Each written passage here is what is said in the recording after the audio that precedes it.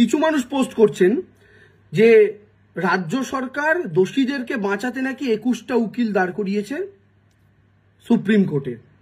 আমি আপনাদের বলি, হাইকোর্টে মামলাটা ছিল, সুপ্রিম কোর্ট নিজে থেকে মামলাটা নিজেদের হাতে নিয়েছে।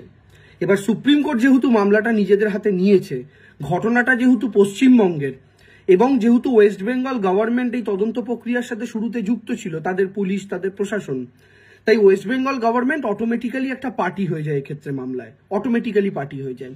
এবার সরকার যখন পার্টি হয়ে যায়, মামলাটা কি লড়তে সরকারের প্রধান মমতা ব্যানার্জি যাবেন সুপ্রিম কোর্টে? তা নয় তো, রাজ্য সরকারকে উকিল রাখতে হবে।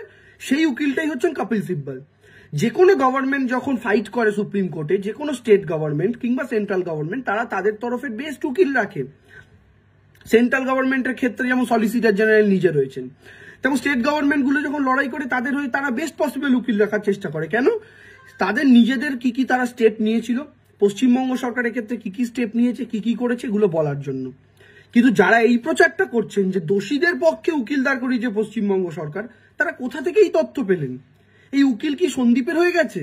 এই উকিল কি সঞ্জয়ের হয়ে গেছে? না, এই উকিল পশ্চিমবঙ্গ সরকারের হয়ে গিয়েছে।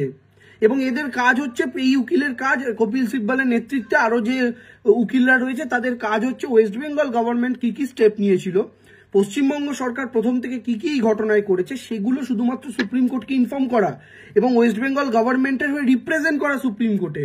এর বাইরে গিয়ে কিচ্ছু নয়। অর্থাৎ পশ্চিমবঙ্গ সরকারের আইনি প্রতিনিধি হচ্ছেন কপিল সিব্বল এবং তার নেতৃত্বে উকিলরা যারা রয়েছেন, তার শিক্ষার্থীরা, তার কাছে যারা ট্রেনিং নেন, তারা প্রত্যেকে রয়েছেন।